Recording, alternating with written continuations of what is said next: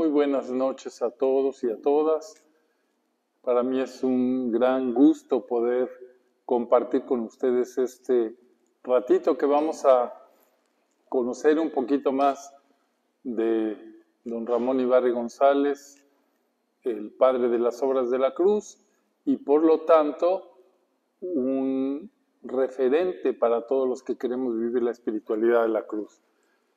Miren, el Evangelio nos pone siempre por boca de Jesús que el que no sea como niño no entrará en el reino de los cielos. Esa es una manera de alcanzar el reino. Y la otra es, pues, la contemplación del crucificado y recibir el amor que de él viene. Yo pienso que en Monseñor Ibarra estas dos cosas se realizaron. Ser como niños. Señor, te pedimos ser como niños. Una profesora de una escuela infantil observaba a los niños de su clase mientras dibujaban. Viendo a una niña que trabajaba diligentemente, con sus crayolas rayaba todo allí, se acercó a ella y le preguntó, ¿qué estás dibujando? Y la niña le respondió, estoy dibujando a Dios. Y la maestra se quedó mirando sorprendida aquello y le dijo, oye, pero si nadie sabe cómo es Dios. Y sin pestañear y sin levantar la vista de su dibujo, la niña le contestó, pues ahora van a saber. Ojalá que pudiéramos tener siempre esa certeza. Yo sé cómo es Dios. Vivir la vida como un niño. Y ahora, la otra parte, cómo aceptar ese amor ya como adultos que somos, cómo responder. Miren, Lope de Vega, pues muchos de ustedes no lo sabrán, pero un escritor del Siglo de Oro, era sacerdote. Tenía un ingenio brillantísimo, una capacidad inusitada, pero también el señor era muy pícaro y le gustaban, bueno, tenía la facilidad de deslizarse hacia los placeres de la carne. Y entonces él, en su fe y en su convicción, ¿verdad?, en su pecado, nos regaló unos poemas maravillosos como este. Y lo cito refiriéndolo a Monseñor Ibarra, que amó profundamente a Jesús crucificado. Él tuvo la dicha de una vida intachable. A Lope de Vega lo reconocemos como un gran poeta, a Monseñor Ibarra como un gran santo. Pero a los dos les cuadra esta oración. ¿Qué tengo yo que mi amistad procuras? ¿Qué interés se te sigue, Jesús mío, que a mi puerta cubierto de rocío pases las noches del invierno oscuras?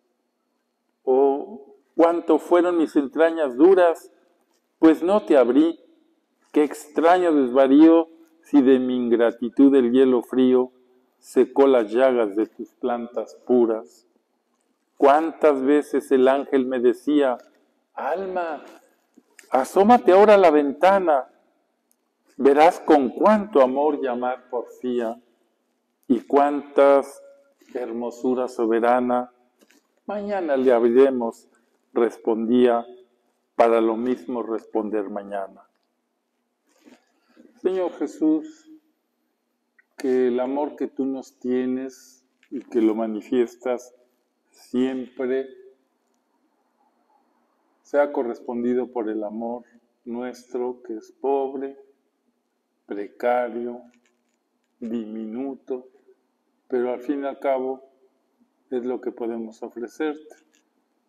Te pedimos que nos hagas amarte más por intercesión del venerable Ramón Ibarra, así sea. Amén. Bueno, queridos hermanos, vamos a continuar.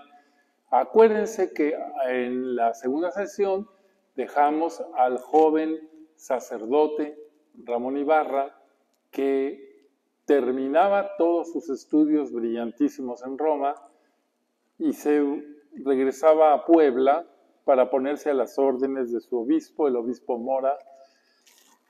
Y entonces, en mayo de 1885, el obispo propone a Monseñor Ibarra como prebendado en el capítulo de la catedral. Entonces recibe ese nombramiento. Sin embargo, como les venía diciendo, el obispo lo nombró prebendado en el capítulo de la catedral. Ustedes dirán, ¿qué cosa es eso? ¿Qué cosas tan complicadas tiene el clero? No. A ver, los prebendados son pues sacerdotes insignes que reciben un nombramiento del obispo y reciben una prebenda. ¿Qué significa prebenda? Ay, hermanos, me da pena decirles, pero es dinero. Es decir, se premia a un sacerdote con méritos. Claro que cuando don Ramón Ibarra recibe ese nombramiento, le dice al obispo que por supuesto que no cree merecer eso, que no lo quiere aceptar, porque tiene apenas 32 años. Y eso se solía dar pues a los viejitos que ya no podían hacer otra cosa que ir a rezar a la catedral el oficio. Sin embargo, aparte de su humildad, pues tenía otros proyectos. Él estaba pensando una cosa, pero no le quiso decir nada al obispo, y no les puedo decir yo tampoco qué estaba pensando, porque se los voy a decir más adelante. Él le dijo que no, pero el obispo le dijo que sí. Y el mismo obispo también lo nombró después promotor fiscal de la curia. Es decir, el promotor fiscal pues es un abogado de la curia, ¿verdad? Y miembro de una comisión encargada de reformar los estatutos del seminario. Entonces, también recibe un honor que le mandan desde la Academia de Santo Tomás de Aquino en Bolonia, Italia, de la cual era miembro. Le mandan su nombramiento como socio, es decir, solamente eran socios los que habían sido insignes alumnos de la Academia Romana de Santo Tomás de Aquino. Fue también prefecto de estudios del Seminario Palafoxiano. Dio también clases de derecho canónico, decretales, teología dogmática, escolástica. Bueno, todas las cosas que dije ya me cansé de decirlas. Imagínense el trabajar que tenía. Preparar las clases, dar clases, ir a la catedral, cantar el oficio, atender negocios fiscales, dirimir pleitos eclesiásticos. Era una cantidad de trabajo enorme. Y al quedar vacante, pues entonces va a morir el obispo, Mora y Daza, y al quedar vacante la diócesis de Puebla, en 1877, el más joven de los canónicos de la catedral, el padre Ibarra, fue nombrado vicario capitular en sede vacante. Pues nosotros nos damos cuenta que este señor tenía un gran prestigio entre el clero, cosa que no es tan fácil, porque miren, les voy a explicar por qué no es tan fácil. Todos los que estaban ahí eran señores mayores que habían estudiado, la mayoría habían estudiado en México, eran muy sabios, y de repente les llega un jovencito que estudió todo en Italia y que habla perfectamente latín y que sabe todas las decretales. Pues cuando menos les podía caer gordos. Pues Ibarra no, porque esto tiene que fue nombrado vicario porque se hace un sondeo entre los canónigos y dicen quién quiere que los gobierne mientras la Santa Sede nombre el siguiente obispo. Entonces se nombró a Ibarra, mandan decir a quién nombraron y le regresa el nombramiento, que es aceptado como vicario capitular. Bueno, durante ese tiempo y ese cargo le tocó promover y guiar la primera peregrinación mexicana a Roma para celebrar las bodas de oro sacerdotales de León XIII. Recordemos que es todavía sacerdote, entonces él está practicando en hacer peregrinaciones a Roma. En este año, León XIII cumplía su jubileo sacerdotal, o sea, sus 50 años, y fueron 200 peregrinos mexicanos que se apuntaron a esa peregrinación, y esta peregrinación había sido idea del anterior obispo que se llamaba Muerto, y entonces don Ramón Ibarra, como por fidelidad al obispo, continuó la peregrinación y la llevó a término. Y mandó a hacer no solamente eso, sino un álbum nacional. Yo creo que estos son unos trabajos maravillosos que los historiadores se nos hace agua a la boca, porque él mandó a hacer un álbum de toda la nación que recogía pues las felicitaciones, los parabienes, los augurios para el Papa. Y entonces se hizo un trabajo de 4 volúmenes y se publicó solamente una separata de 398 páginas. Y en ese prólogo de esta edición se puede leer: el señor doctor don Ramón Ibarra, vicario capitular en sede vacante, luego que tomó a su cargo el gobierno eclesiástico de la diócesis, se consagró a llevar adelante la iniciativa del ilustre finado, el obispo Mora y Daza, en cuanto a la manifestación del sumo pontífice, y ordenó que se procediese a la impresión del álbum. Entonces aquí hay un detalle también. Monseñor Ramón Ibarra pues tenía también mentalidad de historiador. A ver, toda la nación mexicana va a celebrar esto y queda ahí una memoria. Bueno, en el citado prólogo del álbum nos deja ver de manera indirecta cómo estaban las relaciones Estado-Iglesia en ese momento, porque si bien había cesado la persecución de los liberales, ¿se acuerdan aquellos pleitos entre conservadores y liberales que había traído la Constitución de 1857? Ahora se puntualizaba respecto, en ese texto, ¿verdad?, respecto al aniversario papal. México como nación no se preparaba a tomar parte de esas manifestaciones.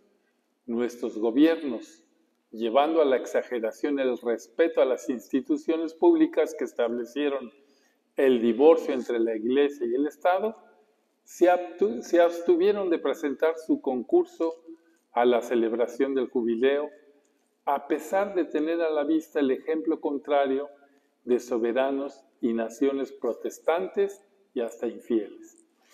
Bueno, eso dice el prólogo del álbum de Monseñor Ibarra.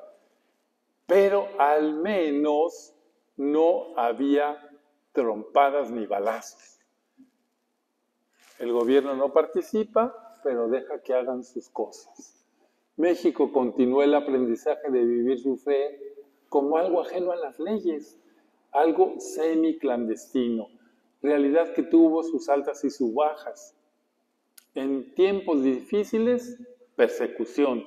En tiempos buenos, yo hago como si no existieras, le dice el Estado a la Iglesia y la Iglesia al Estado. Y yo hago como si tus leyes no existieran, también la Iglesia dice eso. Entonces, Porfirio Díaz, que es el gobernante que está en este momento, acuérdense que estamos hablando de 1800, que les dije, ya hasta se me fue, 1884. Y Porfirio Díaz había subido en 1877 y iba a durar 33 años. Entonces, él había comprendido que esas constituciones de 1957 y sus reformas en materia de religión no se avenían al carácter del pueblo de México y procuró, así personalmente, procuró descuidar su aplicación. Pero también, formado en aquel ambiente de liberalismo, no llevó las cosas a decir, bueno, vamos a reformar la Constitución. más bien acostumbró a los mexicanos a una posición falsa, obligándolos a que le agradecieran al gobierno como un especial favor lo que debían de haber disfrutado como un derecho. Ay, qué bueno eres porque me dejas hacer la procesión de mi santo patrón. Ay, qué bueno eres porque no me estás persiguiendo a garrotazos porque alabé a la Virgen María en público. Bueno, entonces es una cosa que el mexicano llegó a vivir años y años y años pensando que el gobierno que no se metía con él por su fe era muy bueno porque nos daba permiso de hacer lo que la ley prohibía. Pero esa es una estupidez y una aberración. Es un derecho humano. Bueno, también llega un nuevo obispo en 1888, don Francisco Melitón Vargas, y que es trasladado de la diócesis de Colima a Puebla. Y este obispo, cuando llega, se admiró de conocer quién era el vicario capitular. ¿Cómo? ¿Este joven es el vicario? Pues sí, lo nombramos. Y al poco tiempo, rápido, dijo, pues por algo será. Entonces le empieza a volver a dar mucho trabajo. Lo nombró juez provisor del obispado. Además, le confirmó los oficios que ya desempeñaba. Y el 25 de septiembre de ese mismo año, el padre Ibarra consigue que vayan a Puebla las primeras religiosas de la Compañía de Santa Teresa de Jesús, fundadas por San Enrique de Ossó. Este es un capítulo muy interesante, muy importante, porque Monseñor Ibarra desde ese tiempo entra en contacto con el fundador de ellas y se hizo amigo de él. Enrique de Ossó fue canonizado. Y no solamente eso, sino que tuvo gran relación, lo vamos a ir viendo, con las teresianas. Y yo creo que esa relación continuó. Miren, cuando yo estaba estudiando en Roma y era teólogo, tuvimos la dicha, porque fue una dicha para nosotros, de ser testigos que las religiosas de la Cruz, nuestras hermanas, llegaban a Roma a fundar y inmediatamente entraron en contacto con las teresianas y entonces las teresianas les echaron una buena mano para ayudarlas a introducirse, les prestaron una casa, etc. Entonces yo quiero decir, miren, todas esas cosas que pasan los años, se las debemos a Ibarra. Qué curioso. Bueno, entonces se instalaron en la ciudad de Puebla las teresianas y fundaron el Colegio Teresiano, y desde entonces Ramón Ibarra mantuvo relaciones epistolares y de amistad con San Enrique y con la venerable Saturnina Jassá y Fontcuberta. Esta Saturnina Jassá y Fontcuberta va a tener también una parte muy importante en el desarrollo de las Madres de la Cruz. Ya van a ver, era una mujer insigne, ¿cómo se llama? Una mujer aragonesa, sí, seria, pero una recta, súper bien formada, espiritual. Y le tocó la suerte de que el padre Mir la masticara, ¿verdad? Junto con Julita Navarrete. Le tocó la suerte de santificarse y dar un testimonio a las Madres de la Cruz. Este no es el tema, pero que sepan que todas esas relaciones se dieron gracias a Monseñor Ibarra. Bueno, pocos meses después, el padre Ibarra le ruega al obispo insistentemente que lo dejara hacer un viajecito a Roma, que estaba muy cansado, estoy muy cansado, y a mí me gustaría rogarle así a mis superiores, estoy muy cansado, déjeme ir a Roma para descansar. Entonces, pretextando un descanso, pero en realidad, ¿se acuerdan que yo les había dicho que cuando lo nombran prebendado, él no quería, porque estaba pensando algo? ¿Qué estaba pensando? Irse de jesuita. ¡Qué barbaridad! ¡Qué barbaridad! Eso lo guardó en su corazón y entonces, ahora sí, le dijo el obispo, pues sí, Padre Ramón, está usted muy cansado, miren nomás esas ojerotas. Yo creo que sí le conviene. Entonces, con el permiso del obispo, accede y parte a Roma en agosto de 1895. Bueno, la decisión de Monseñor Ibarra no era precipitada, no era como que, ay, estoy atareadísimo, me voy a ir a refugiar con los religiosos. No, los jesuitas tienen como carisma el trabajo apostólico, o sea que no era que no quisiera trabajar, más bien era un hombre profundamente formado, profundamente espiritual, y pensó que la espiritualidad ignaciana iba a llenar su corazón. Entonces, al llegar a Roma, se entrevistó personalmente con el prepósito general de la Compañía de Jesús, el padre Antón Anderledi. Ahí lo ven por ahí la foto de Anderledi, allí abajo está un poco siniestra la foto, se ve así raro, pero pues ese es don Antón Anderledi. Y luego, gustoso aceptó que ingresara a la orden. Miren, aquí es muy rápido lo que yo digo, pero el prepósito general de la Compañía de Jesús lo cubría, ahora menos ya, pero yo todavía conocí, por ejemplo, a Kovelbach, los cubría tal parafernalia que era como ver al Papa, ¿verdad? No cualquiera se acercaba, y todos los jesuitas se acercaban a besarle la mano y se arrodillaban. Entonces, es algo notable que se entreviste con él y que le diga, así como no, sin ningún proceso, entra. ¿Por qué? Porque pues el informe el Pío Latinoamericano decía que era una maravilla, ¿verdad? Entonces, no se sabe si por iniciativa del padre general de los jesuitas o por iniciativa del padre Ibarra, pues decide o se marcha a Loyola para realizar los ejercicios espirituales de San Ignacio. Acuérdense que San Ignacio prescribe que los ejercicios son para el discernimiento. Él tenía una materia de discernimiento muy gorda. Ya había sido aceptado. Ahora, esto es lo que quiere Dios. Esto es lo que quiere Dios. Y entonces se va ahí. Y estando ahí, hablando porque los ejercicios espirituales, así de un mes en silencio, piden siempre que haya alguien con el que hablar, un director espiritual. Entonces, estando ahí, inesperadamente llegó un telegrama del Vaticano. Estaba firmado nada menos que por el cardenal secretario de Estado, Mariano Rampolla del Tíndaro. Entonces llega el telegrama a la casa de los ejercicios, donde está en Loyola el padre Ibarra. Ven la carta, entonces se la dan al director espiritual y él va, cuando va a la entrevista le dice, mire, llegó esto para usted.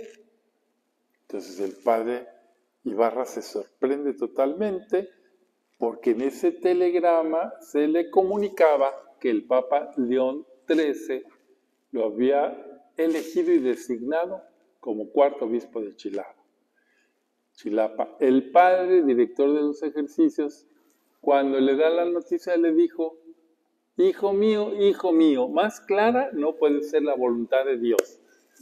Usted acaba de recibir la voz de Dios, no lo quiere de jesuita. Vaya, la voluntad de Dios era que nos lo regresaba. Y entonces, pues ya con esas, ¿qué sentiría? Ustedes vamos a pensar, ¿qué sentiría un hombre que está pensando que su vida tiene sentido si está más unido a Dios a través de los votos religiosos? Si es más austera su vida, como es probablemente una vida religiosa que una vida diocesana. Entonces, cuando recibe eso, ha de haber sido un shock. Ha de haber pensado, es que eso es lo que yo quiero, pero no es lo que Dios quiere. Entonces, todo cambiaba bruscamente para Ramón. Pero, obedeciendo la voz del Papa, vicario de Jesucristo, regresó inmediatamente a Roma para que le dieran su bula de preconización el 30 de diciembre de 1889 y fue consagrado obispo en la capilla de su queridísimo Colegio Pío Latinoamericano. En su nueva sede, la estaban estrenando, así grandísimo. Ahí está todavía la sede en la calle de Gioacchino Belli 3, y lo va a consagrar obispo el cardenal vicario de Roma, Lúcido Parocchi. Podemos imaginarnos otra vez esos sentimientos de Monseñor Ibarra. Había deseado una vida más recogida, oculta, una vida dedicada al estudio. Era un hombre intelectual. Él quería estar mucho tiempo en la oración, también en el servicio sí, pero en el anonimato que da una orden tan numerosa. ¿Quién sabe cuántas cositas hay? ¿Y qué hacen? Vaya usted a saber. Ahora se encontraba revestido para recibir la unción de la plenitud sacerdotal y se le confiaba una diócesis a la que debía desposar. Esta es la imagen, ¿verdad? El obispo, que es representante de Cristo, le dan una esposa, la diócesis. ¡Ay, Ramón! ¿Qué esposa te tocó? Tan gorda y abundante. Era enorme su... Bueno, sobre ella tendría que volcar todo su amor, su talento y sus esfuerzos. Bueno, el mural de la nueva capilla del colegio donde fue consagrado obispo, resplandeciente de luz y color, dejaba ver la aparición de María de Guadalupe a Juan Diego. Aquella presencia maternal de la Virgen que tanto amaba, le dio la íntima certeza de que su camino, la voluntad de Dios, estaría siempre protegido por aquella dulce mirada de ternura y que recorrería el sendero que fuera, aún el de la cruz, con María. María caminaría con él. El haberse ordenado en aquel colegio tan amado para Ramón era el símbolo de su compromiso. Lo habían formado para entregar. Quería salir de ahí cumpliendo la función de su colegio. ¿Cuál era el lema del Colegio Pío Latinoamericano?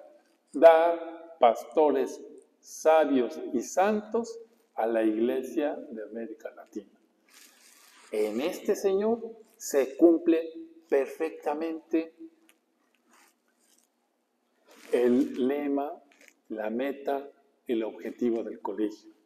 En las memorias de dicho colegio, cuando se registró su ordenación episcopal, posteriormente se agregó, ya les dije que las notitas que ponen los jesuitas en los documentos son escuetísimas, agregó, aquel que años después será santo arzobispo de Puebla. Tan, tan. Bueno, entonces pues ya tenemos a nuestro Ramón ordenado. Como ya se mencionó, después de la consagración en el Pío Latinoamericano, tenía a esa edad 36 años. Era un obispo muy joven, 36 años, en todo su vigor y su fuerza. Y se le dio a conocer que la fecha de la toma de posesión, en términos de derecho, por medio de su apoderado, así eran esas cosas, el cura del Sagrario, don Pedro María Moctezuma, y el 8 de mayo tomó posesión de ella. Bueno, tenemos también que un poquito contextualizar, ¿verdad? Porque, ay Dios, ¿cómo será poder imaginarnos cómo sería en 1800, ¿qué les dije? 1890, la diócesis de Chilapa. Era todo el estado de Guerrero. Todo. Era ¿Cuántos kilómetros cuadrados son? 64.281 kilómetros cuadrados. Yo no sé cuántos kilómetros cuadrados tiene Costa Rica. Estas mujeres seguro no van a saber. No es cierto, ¿sí? Tiene 59. Y aquí, bueno, es un país muy chiquito, pero es más grande, es más chico que el estado de Guerrero. Y estamos hablando de hace 150 años, ¿no? Entonces ustedes imagínense lo que era recibir por esposa a esa señora. Su territorio es de los más montañosos del país, ya que la Sierra Madre del Sur atraviesa la parte central del estado, lo que repercute en las características del clima, la vegetación e hidrografía, así como en el patrón de asentamientos humanos y actividades económicas. La misma sierra llega hasta el litoral guerrerense, formando las bahías hermosísimas y muy conocidas de Acapulco, Zihuatanejo, Huatulco, El Marqués, etc. Y está enclavado, también famosísimo, en una zona sísmica. Se considera la tercera zona telúrica de América. ¡Ay Dios! ¡Cuántas características extrañas tiene! La compleja estructura orográfica hacía de Guerrero una de las zonas menos comunicadas de México. Existía la comunicación solo a pie o a caballo.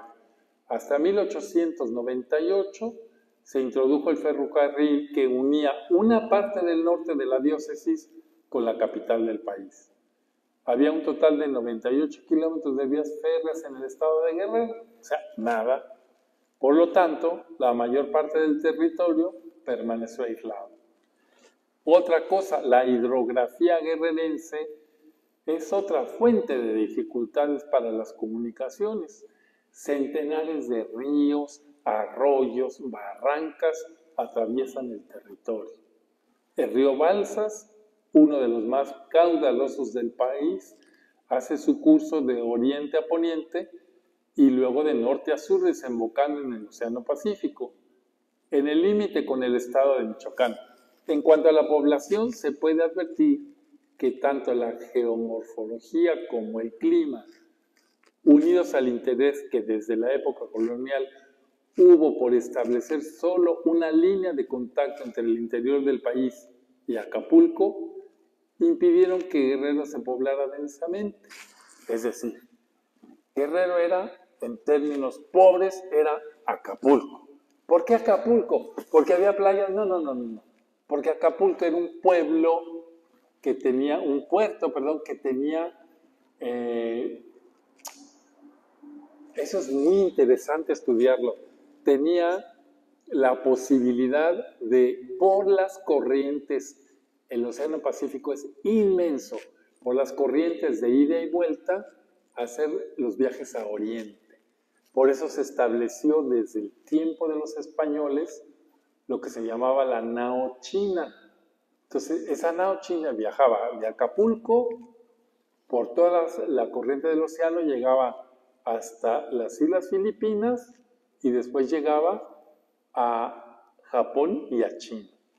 ¿Y qué hacían? Pues llevaban cosas de México, de la Nueva España, cargaban y regresaban. Y eso es a través de corrientes, y eso lo descubren los navegantes. Entonces, pues lo único que desarrollaron era el camino de Acapulco a México. ¿Para qué? Para llevar sedas, marfiles, nácar, especies, pues todas las cosas hermosas que venían, lacas, que venían de Oriente y tenían su mercado en la gran Ciudad de México. En 1895, que es cuando más o menos estamos hablando, contextualizando, la población de la diócesis de Chilapa, o sea que era todo Guerrero, era de 412.500 aproximadamente, representando el 3.2% de la población nacional, pero estaba toda la gente distribuida, no había grandísimos centros, pues estaba Chilapa, estaba Chilpancingo, pero son villitas así medias furris, y con un predominio rural. Bueno, en lo eclesiástico, esto todo para decirles cómo es que estos son héroes, porque llegas tú de obispo a aquello y no hay caminos, no hay hospitales, no hay nada. Bueno, en lo eclesiástico, con la bula Universi Dominici Gregis de Pío VII, esta diócesis fue elegida en 1816, erigida. O sea, era una diócesis relativamente joven, pero no se pudo ejecutar debido a las luchas de independencia en 1816. Luego, hubo que esperar 46 años más cuando Pío IX, con la bula Graveninis, erige definitivamente la diócesis el 26 de enero de 1862, que es el año que van a hacer Concha, 62. Esta misma bula que se concede no se pudo ejecutar sino hasta 4 años después. Y entonces se considera que la diócesis se erigió en 1866. Y fue nombrado primer obispo de Chilapa, Ambrosio María Serrano y Rodríguez. Sucedió, pues, que un cacique de la región impidió por todos los medios que el obispo Serrano tomara posesión de su diócesis. ¡Qué bonito!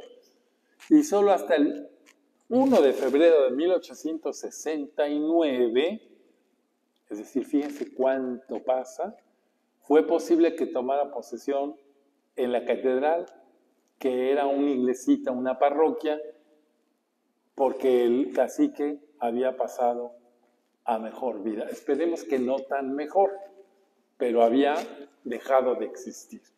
Este hecho nos deja ver la problemática humana, sumado a las dificultades geográficas, sociales y culturales de la diócesis que le tocó a Monseñor Ibarra.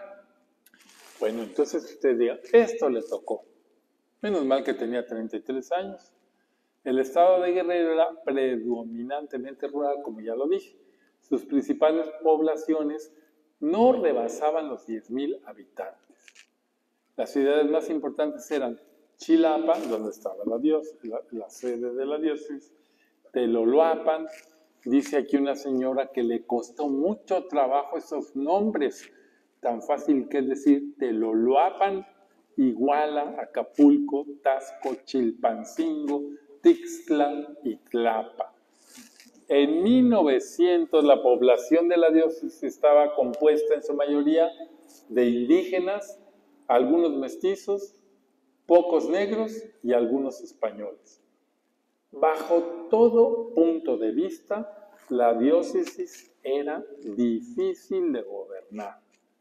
A los pocos meses de estar ahí, Monseñor escribió lo que pensaba de ella en su segunda carta pastoral fechada el 15 de agosto de 1890. Ay, miren qué dice, qué buena gente era don Ramón. El Señor nos ha dado una viña verdaderamente privilegiada, pero al mismo tiempo muy vasta. La gran extensión de su territorio, la dispersión de sus habitantes en una gran variedad de poblaciones, la diversidad de sus idiomas, la diferencia del clima y otras circunstancias de este género hacen muy difícil su recta administración si no se tiene un número suficiente de colaboradores. Y por desgracia, tenemos que lamentar esta falta. Caramba, tenía todo en contra. Ustedes imagínense que además de todo, hablaban un montón de idiomas, el tlapaneco, el tepeteco, el tocotoco, el tucutucu, y en poblaciones chiquitititas y no había sacerdotes.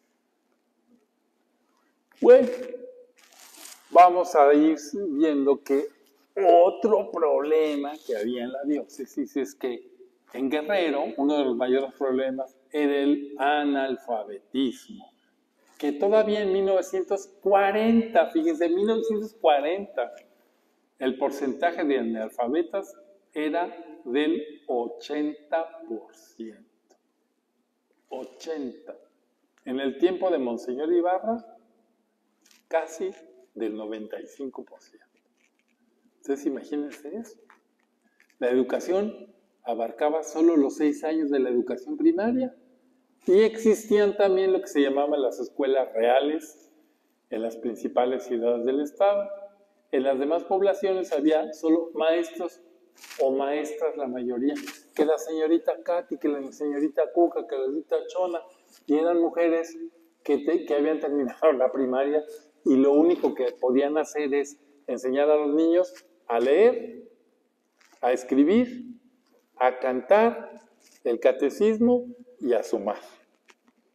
Entonces, en 1900,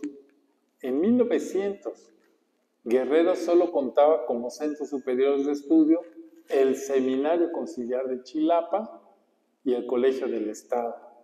Desde cualquier ángulo, el gobierno de esa diócesis era un complicado reto. El inmenso territorio casi incomunicado hacía que cualquier actividad fuera lenta. La realidad cultural y social, la diversidad de etnias y lenguas y la rudeza del clima no echaron para atrás al cuarto obispo de Chilapa, que decidió abordar aquella realidad con todo empeño. Estos son los verdaderos héroes. Que andamos ahí, que Superman y que Capitán América. Miren, que Ronaldo y que Messi, que de verdad que andamos muy desapuntados.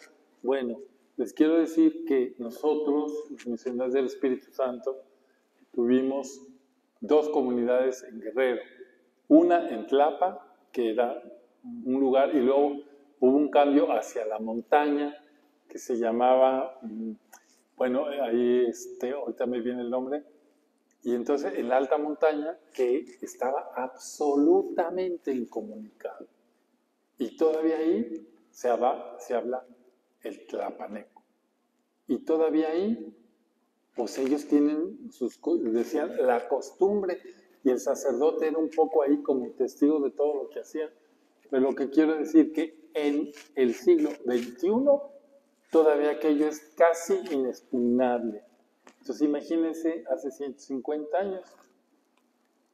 Bueno, a continuación, de manera sintética, abordaremos el trabajo pastoral de Monseñor de Ibarra dividido en los atributos que le asigna el Concilio Vaticano II a los obispos.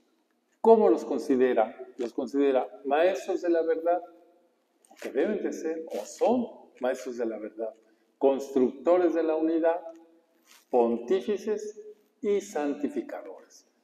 Bueno, impresiona comprobar la cantidad de escritos y sermones, la frecuencia de comunicaciones, retiros, ejercicios, misiones en la que Monseñor Ibarra se comunicaba con su clero y sus fieles. Mucho más notable resultaba sabiendo que el Estado, la diócesis de aquel momento, tenía casi 95% de analfabetas, como que decía, pues ¿para qué escribes tanto? Pues la cosa es que no se desanimaba al saber que cualquier documento podía ser leído por el párroco a la gente, podía ser leído por la catequista que medio más sabía leer. Sus principales escritos suman 102 cartas circulares, 10 cartas pastorales y 16 edictos. En ellos se contienen los temas principales de una catequesis cristocéntrica, mariana y eclesial, además de los actos correspondientes al buen funcionamiento de la diócesis. Desde el principio de su ministerio, en su primera carta pastoral, centra su ministerio en Jesús. Así lo dice. Vean si no estaba destinado a ser el padre de las obras de la cruz. Bueno, no destinado, fue elegido para cumplir esa misión. Entonces, en su primera carta dice Monseñor Ibarra: por eso es que para ser fructuoso nuestro ministerio pastoral, hemos creído conveniente comenzar por consagrar de nuevo nuestra amada diócesis al Sagrado Corazón de Jesús, que es la fuente de todos los bienes. La devoción a Jesucristo en Monseñor Ibarra brota de su asiduo contacto con la Sagrada Escritura. Acuérdense que no era un devotillo por ahí de novenas, no, era un intelectual profundamente bien formado. Y conocemos pocas páginas de su diario íntimo, que sin duda tuvo. En una de ellas, sin fecha, escribió: al leer la Sagrada Escritura, sentí una gran luz para mi estar en las palabras vigilate et orande. Orad y vigilad, etc. Y resolví ponerlas en práctica. Su cristocentrismo aflora cada paso en sus escritos y se hizo más evidente en el jubileo propuesto por el Papa León XIII a finalizar el siglo XIX. En el 15º edicto, fechado el 8 de febrero de 1900, manda a todos los párrocos predicar todo el año sobre Jesús, en especial sobre Jesús crucificado. Se pide que todos los sacerdotes quiten el único obstáculo que separa a los fieles de Jesús, o sea, el pecado. ¿A través de qué? La confesión, los retiros, los ejercicios espirituales, los desagravios, y pide que al final del año se renueve la consagración de la diócesis al corazón de Jesús. Entonces, miren, claro que con un obispo así, los curitas que estaban ahí los puso, pero a trabajar ya. En una diócesis tan necesitada, pues no les daba respiro. Monseñor Ibarra no solo fue un teórico de la doctrina, sino también un hábil y práctico administrador que sacó provecho de esa proclamación de la verdad. Por ello, el 3 de mayo de 1895 instituyó en la ciudad de Chilapa el apostolado de la cruz y al mes siguiente, mediante un edicto, ordena que se establezca en toda la diócesis. ¿Por qué digo que combinaba lo teórico? Pues sí, porque el apostolado de la cruz es eso, es la acción de llevar la verdad, que es la cruz de Cristo, a todos los demás. Por eso, pues nosotros somos apóstoles de la cruz.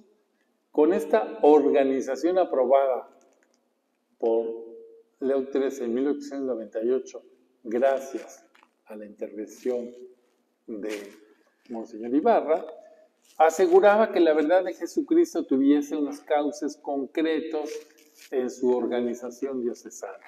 Aquí lo vamos a poner de otra manera.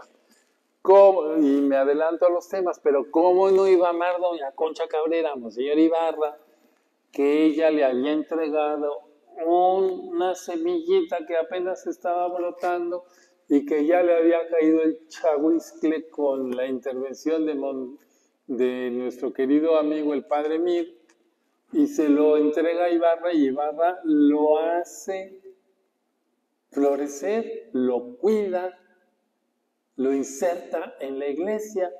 Pues claro que va a haber una gran corriente de amor de los dos, uno al otro, ¿verdad?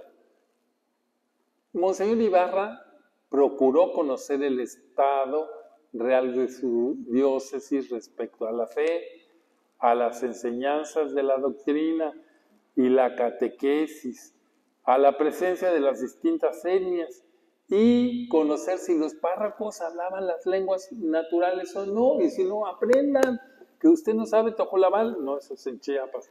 Que usted no sabe tlapaneco, no sabe náhuatl, aprenda para que usted comunique la verdad. Conoció Monseñor Ibarra el verdadero estado de sus feligreses, porque en sus visitas pastorales se detenía, hablaba, confesaba, los tenía en cuenta. Bueno, les voy a decir rápido este dato, porque si no se me va a olvidar después. Cuando en Roma lo van a trasladar de Chilapa a Puebla, preguntan: ¿y cuántas visitas pastorales hizo en los 5 años y cacho que estuve ahí. Y dijeron, dos, nada más 2. Ay, sí, es que Chilapa es un poquito menos de la mitad de Italia y en Italia hay 300 obispos. Claro, si me explico, o sea que fue absolutamente entregado a su ministerio. Entonces, él decreta misiones. Ya sabéis, venerables hermanos, que esta es la medida más eficaz que tenemos en la Iglesia para curar los males inveterados y conmover poderosamente el corazón humano cuando se haya aletargado por las pasiones. En esas misiones, el obispo Ibarra participaba como un sacerdote más, predicaba, confesaba en muchas parroquias y era tal el éxito que tenía, dice que habiendo sido como 25,000 personas las que se confesaron durante ese santo tiempo, se ha prorrogado el plazo de las mismas por todo el año presente. A ver, confesar 25,000 personas, no sé si ustedes tengan idea lo que es confesar. Yo se los puedo decir, es un ministerio hermosísimo, porque es la misericordia de Dios que llega al pecador. Pero confesar 25,000 es como para morir en el intento. Obviamente que aquí está hablando en la misión, que eran varios sacerdotes. Pero miren, nuestro padre fundador decía que nunca había que confesar más de 2 horas seguidas. ¿Por qué? Porque acabas como cucaracha aplastada, ¿verdad?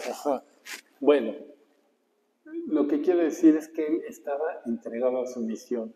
Además de su gran amor a Jesús, su predilección por el misterio de la cruz y su profundo amor por la Iglesia, especialmente por los más necesitados, don Ramón tuvo una especial devoción mariana, tan evidente que se puede decir que era uno de sus rasgos más característicos.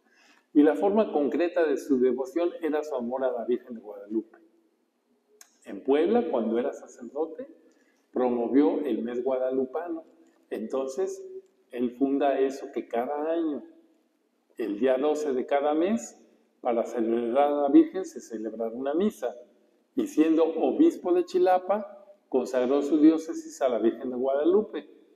También fundó una obra diocesana llamada De la Soberanía de la Virgen Santísima de Guadalupe.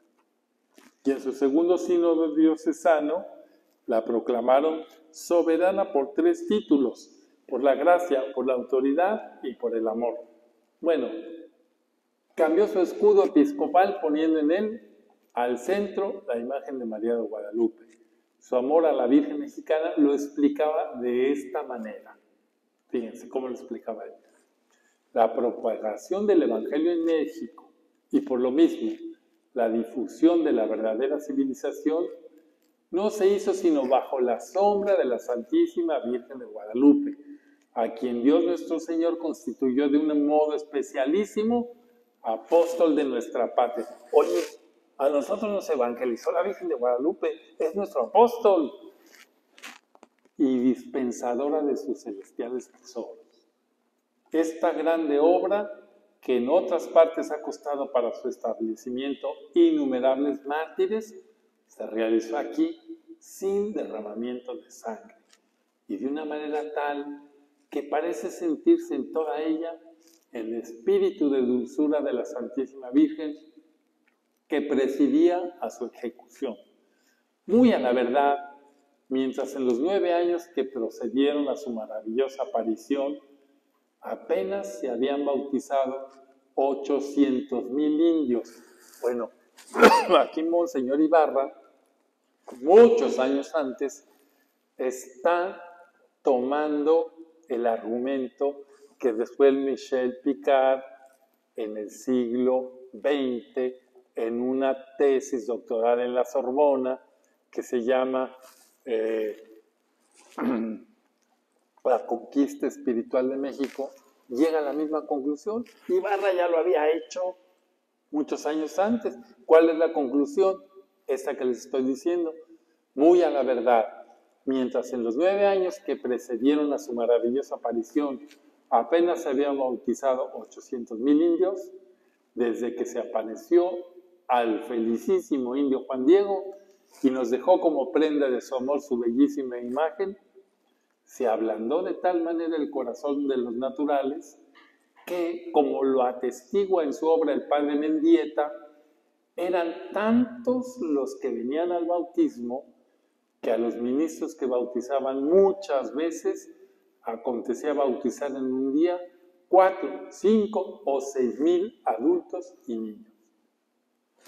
Dicen que se cansaban de tal manera los misioneros que decían, agárrame la mano y llévamela así para bautizar. Para el obispo Ramón, muchos años antes que para el Papa Juan Pablo II, María de Guadalupe era la estrella de la evangelización. O sea, en estos hombres vemos cómo se adelantan a muchas cosas, ¿no? Con sus intuiciones. Y dada su preocupación por los más pobres y marginados de su diócesis, los indígenas, fundó un instituto dedicado a llevar la buena noticia del Evangelio. Él mismo lo explica, que hemos de hablar un poquito de eso también, porque estuvieron metidos ahí el padre Miri y nuestro padre Félix. Ahora que se trata de continuar la grande obra de la evangelización de los indios, paralizada en gran parte por la supresión de las misiones y de las órdenes religiosas, ahora que urge refrenar la audacia del demonio, parece natural que adoptemos el mismo plan que por especial providencia de Nuestra Señora emplearon con tan magníficos resultados los primeros religiosos que evangelizaron nuestra patria. Y esto es lo que proponemos al fundar nuestra humilde asociación de los misioneros guadalupanos. Todo esto con el único objeto de, al evangelizar a los indios, juntamente con la enseñanza de la religión, se les instruye a las principales artes y géneros de agricultura que más convengan, para que salgan de la postración en que se hallan y se conviertan en hombres útiles a la patria. Miren, este es un rasgo fundamental de Monseñor Ibarra, ¿cuál? Su amor a los pobres. ¿Cuáles eran los más pobres de su diócesis? Los indígenas. Entonces él piensa, pues hay que tener a alguien que los atienda desde abajo, desde su propio ser. Y entonces funda esta asociación con la idea de que, como la Virgen de Guadalupe, se acerquen a los indígenas para decirles, hijito mío, ven acá. Bueno, el desarrollo histórico de los misioneros guadalupanos fue muy complejo y documentarlo aquí pues, rebasa los límites de esta conferencia.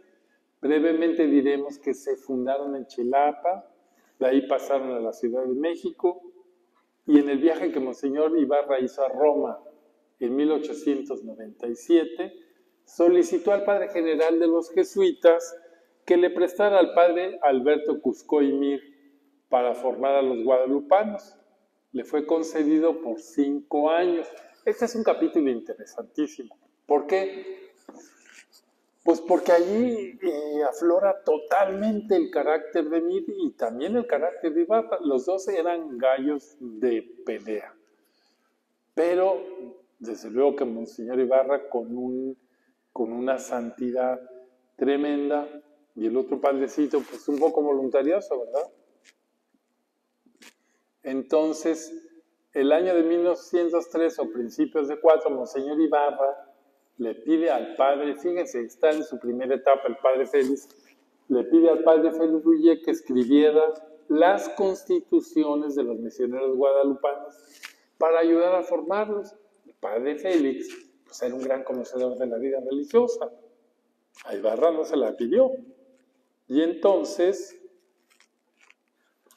durante los años de 1905 a 1914, Monseñor Ibarra los atendió como pudo. poquito antes de que Monseñor Ibarra se alejara de las obras de la cruz, o más bien por eso, por Mir, que se daba cuenta que entraba y salía. La cámara está para allá. Perdón. Que entraba y salía y que cambiaba horarios, cambiaba las constituciones. Monseñor Ibarra se enojaba y le decía, y el padre Mir no le hacía caso hasta que finalmente lo despide. Entonces, por eso dice que de 1905, que ya se había ido Mir, a 14, Monseñor Ibarra los atendió como pudo. Pero a finales del año de 1913, otra vez, Monseñor Ibarra le dice al padre marista Juan Claudio Rafán, superior, que si también le puede dar chance al padre Félix de encargarse de la formación de los futuros misioneros del Espíritu Santo y ayudar en la dirección de los misioneros guadalupanos. Pobre padre Félix. Iba a fundar en un caos a los misioneros y ya traía la etiqueta de ayudar a los guadalupanos. Para que vean que los sacerdotes que estamos en onda de disponibilidad, pues nunca nos falta qué hacer por dicha. Entonces, cuando el padre Rullé llegó a Puebla, estamos hablando de los misioneros guadalupanos, los guadalupanos eran 12, 3 sacerdotes y 9 estudiantes de teología repartidos en 2 casas. Monseñor Ibarra, al ver tan pocos frutos en tantos años de esfuerzo, se desanimó, pues le habían costado muchos sacrificios, mucho dinero, mucho esfuerzo, y aquello no terminaba de fraguar. Después de algunos ajustes, salieron 5 sujetos y el resto quedó bajo la vigilancia del padre Félix Rullé, aunque con su propio superior. Mientras el padre Félix estuvo en Puebla, les dio una conferencia semanal sobre la vida religiosa y cada 8 días iba a confesarlos y a darles dirección espiritual. Después, el padre Félix se trasladó a Tacuba y Monseñor Ibarra cambió allá la casa de los guadalupanos para que continuaran su formación. Todo esto era por el amor que tenían los indígenas. Quedaban solo 6, un sacerdote y 5 estudiantes. Finalmente, el 6 de marzo de 1914, se presentó el secretario de Monseñor Ibarra y delante del padre Félix leyó a todos un decreto de parte de su obispo. No se conocen los contenidos de dicho decreto, pero el mismo día, 2 de los misioneros pidieron permiso al padre Félix de ir a sus casas para poder pensar libremente y después resolver. Creemos que el decreto era una especie de ultimátum. Los otros 4, uno tras otro, se fueron saliendo. Así que se extinguió aquella obra, se extinguió después de 20 años de existencia. Bueno, ahora veamos a Monseñor Ibarra como educador católico. Educar fue una de las preocupaciones principales de Monseñor Ibarra, junto a evangelizar y catequizar al pueblo. Fundó la Asociación de Propaganda Católica, invitando a los laicos a que apoyasen esta obra.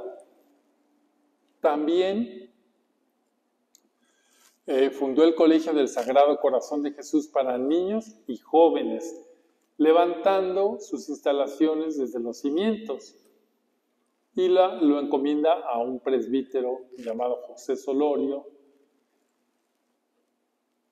y también pues lo mandó a las distintas ciudades del país para que estudiara métodos pedagógicos y después a Estados Unidos para que él pudiera elevar el nivel de sus educandos.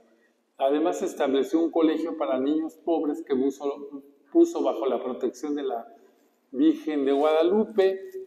Abrió una escuela de artes y oficios para varones. Cuando decimos artes y oficios, debe entenderse pues como que aprenden carpintería, albañilería, herrería, orfebrería, etc. y encomendó su dirección a los padres carmelitas. Fundó una academia nocturna para adultos y llevó a Chilapa profesores de distintas partes del país. O sea, no paró. Compró en la Ciudad de México una imprenta grande. Aquí hay un detalle interesante, ¿verdad? Cuando se va a México a comprar una imprenta para su diócesis de analfabetas, se encuentra en el tipógrafo a el padre Mir y entran en contacto y ahí se conocen en la imprenta y el Monseñor Ibarra queda encandilado por el rollazo que le echó el padre Mir sobre la espiritualidad de la cruz. Pero bueno, aquí estamos con que compra la imprenta y contrató tipógrafos y se los lleva a Chilapa para que enseñen a muchachos para poder él tener la imprenta activa. También fundó escuelas dominicales en las parroquias, que no eran solo para el catecismo, sino también para la alfabetización y para los rudimentos de la educación primaria. Bueno, todo esto en una diócesis tan pobre, pues era un gran beneficio. También con las niñas, funda un colegio para niñas y señoritas. De las teresianas que ya había traído España a Puebla, pues ahora se las lleva también a Chilapa, y el colegio se fundó el 3 de abril de 1893 y con el tiempo dio muchos frutos. Buscó por todos los medios a su alcance difundir la cultura entre el pueblo y las buenas lecturas entre los sacerdotes, con el fin de que estos también se nutrieran con textos adecuados a su misión de evangelizar. Miren, en una diócesis tan pobre, pues el nivel del clero también era muy pobre.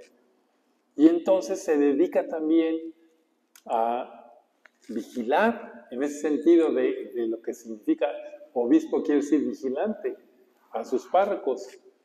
Exhortarán, les decía a sus párrocos, igualmente a los fieles que se abstengan de la lectura de novelas y libros que defienden errores condenados por la Iglesia como el espiritismo, hipnotismo, francmasonería, que por ningún motivo se suscriban a periódicos solapadamente o abiertamente que ultrajen o ridiculicen nuestras creencias.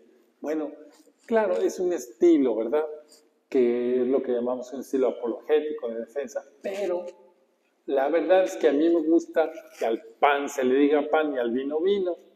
Cuando nadie dice nada y todo se confunde, entonces todo termina siendo qué cosa es verdad, qué cosa es mentira.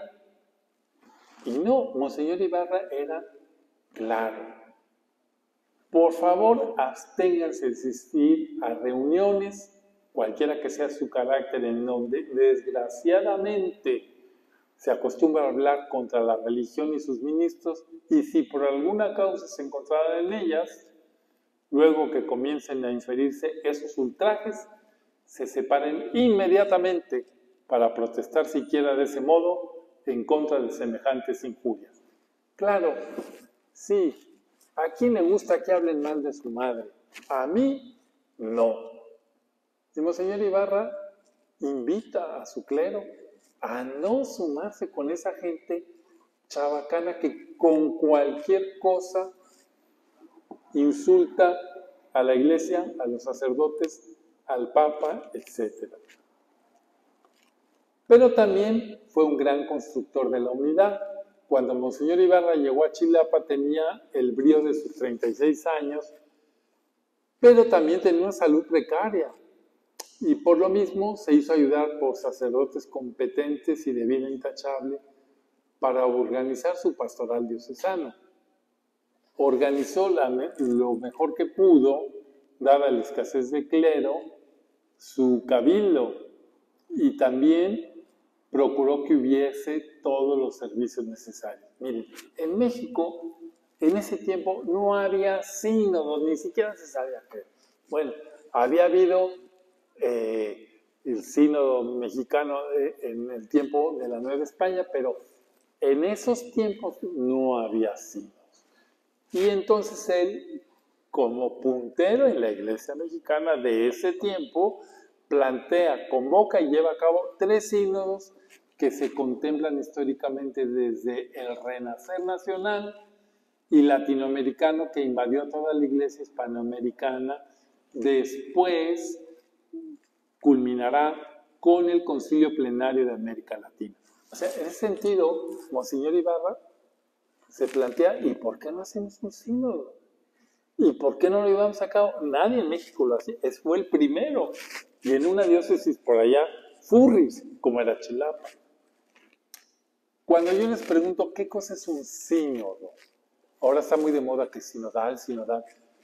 Aquí, como ahorita en el estilo que nosotros tenemos, pues podría ser con palabras elegantes, que todo mundo tenga una palabra, manifieste su opinión.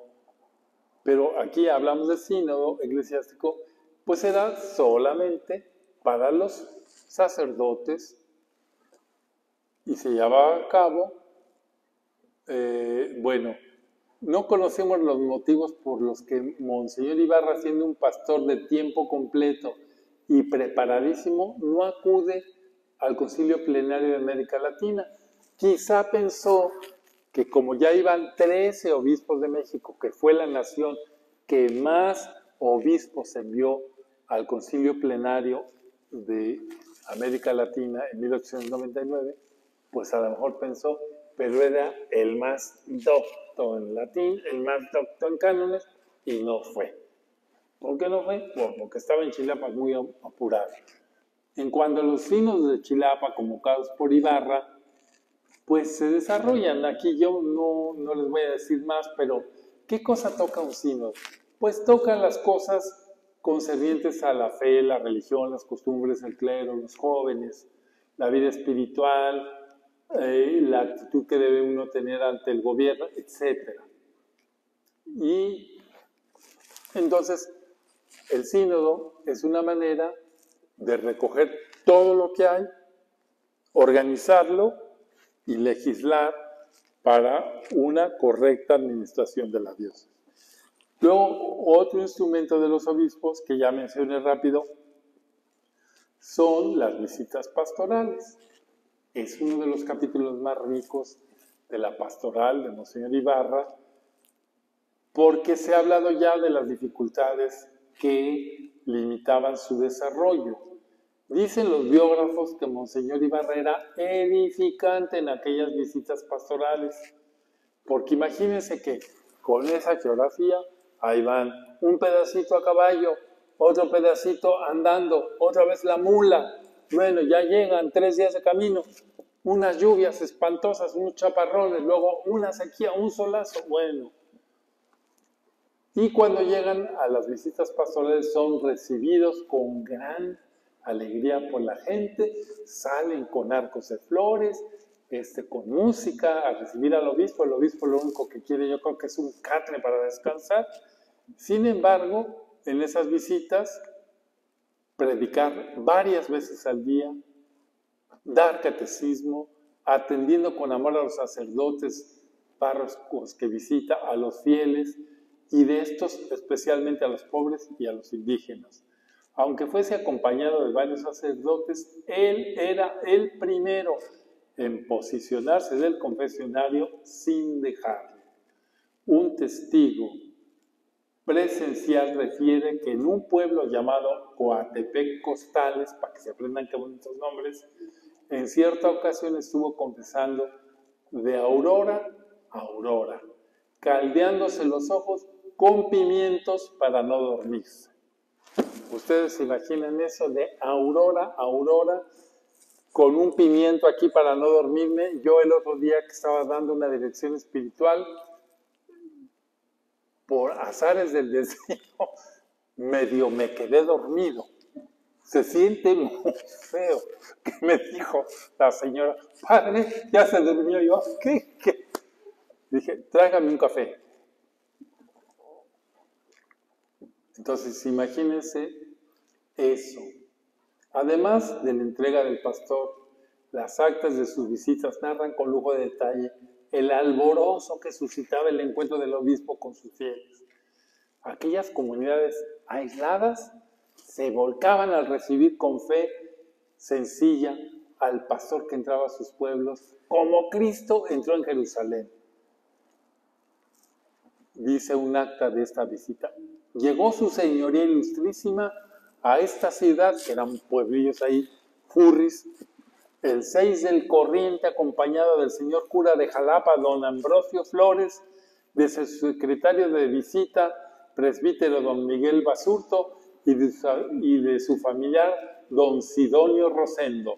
Fue recibido a una distancia considerable de la población por una comisión respetable de particulares españoles y mexicanos, y al entrar a la ciudad se presentó ante su señoría ilustrísima el señor cura foráneo de esta parroquia, don Francisco Rodríguez, acompañado de respetables personas, quienes significaron a su señoría ilustrísima el deseo de que hiciese a pie su entrada en la población. Imagínense la dicha. Todas las clases de la sociedad, todas las congregaciones religiosas llenas de santo entusiasmo, se esmeraron en recibir a su señoría ilustrísima de la manera más conveniente. Se adornaron las calles, se levantaron arcos triunfales, y durante el trayecto, comisiones de niños y niñas, representando a las diversas asociaciones, le ofrecieron coronas y ramilletes de flores. Llegó a la casa cural, donde se le dio la bienvenida por las personas principales de la ciudad, a lo que contestó su señoría ilustrísima, dándoles por todo las más expresivas gracias. Bueno, qué hermoso es que la población recibía al obispo como se recibe a Jesús, y con un chiste a lo mejor chistoso, pero me atrevo a decirlo porque lo decía Monseñor Martínez, que en aquellas visitas clamorosas, y flores y discursos, y el obispo con ganas de ir al baño le dice al secretario: me ofrecen todo menos un baño. Muy entendible. Monseñor Ibarra organizó sus visitas con regresos constantes a la sede de Chilapa. En la primera gira visitó 54 parroquias con 16 regresos, y duró de enero de 92 a 97. O sea, en 5 años hacia la visita. Y la segunda, pues, bueno, y la segunda también la hizo de esa manera, visitó 42 parroquias. Bueno, en el archivo diocesano de Chilapa se conservan las actas originales de aquellas visitas. Yo las toqué, las vi qué buena letra. Y estas nos permiten trazar, aunque sea brevemente, un perfil de las principales líneas pastorales con las que el cuarto obispo de Chilapa condujo a sus fieles. De ellas podemos destacar 3 grandes líneas que privilegió: la promoción y la difusión de la palabra. Eso, primero. Segundo, el culto. La insistencia en el cuidado de los sagrarios, que haya exposición del Santísimo, vasos sagrados dignos, limpieza, manteles elegantes, no sucios, flores adecuadas, etc. El culto. Y luego el servicio. Exhorta constantemente a sus sacerdotes a entenderse como servidores del pueblo. Él era el primer ejemplo. A que visiten enfermos, a que atiendan las necesidades, no solo espirituales, sino las más urgentes, sobre todo de los pobres y de los indígenas. Recomienda en todo y con todos la caridad. Bueno, pues yo no sé, me parece que avanzo mucho y no avanzo nada. Vamos conociendo la vida de este hombre insigne. Aquí no me permiten las 47 personas que están, no me permiten que me pase ni un segundo. Pero vamos a tener unos 5 minutitos de preguntas. Con todo gusto, háganlas, y si yo puedo, se lo resuelvo.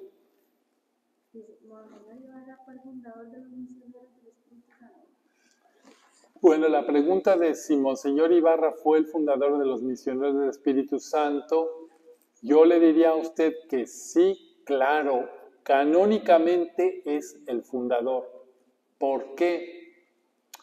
Miren, yo he llegado a la conclusión que los obispos mexicanos de ese tiempo apoyaron la fundación porque estaban, bueno, ahorita ya no me meto en más rollo, nada más decir, sí, yo puedo decir, el padre Ibarra fundó, nuestro padre también decimos que es fundador, pero hay una cosa, sobre todo desde el punto de vista técnico, ¿verdad? A ver, un señor santísimo y muy venerable y amado por mí, el padre Félix, que se arrodilla el día de la fundación de una congregación a la cual él no va a pertenecer, pues no es el fundador. Canónicamente Ibarra es el fundador. Él él consigue el permiso, él saca al padre Félix de su congregación para ponerlo a darnos. Nuestro Señor le va a decir estas palabras a Conchita. La congregación de los misioneros del Espíritu Santo no tiene fundador. El fundador soy yo lo quise. Bueno, eso es en la cuestión mística. En la cuestión canónica es Monseñor Ibarra. ¿Por qué decimos que el padre Félix es nuestro fundador?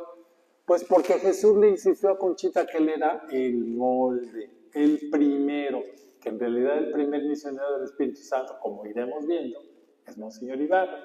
Pero hagan de cuenta que Jesús quiso que el padre Félix fuera como de plástico para que Conchita lo moldeara y ahí metiera la masa de cada misionero y cada misionero se entendiera cómo él fue formado en la espiritualidad.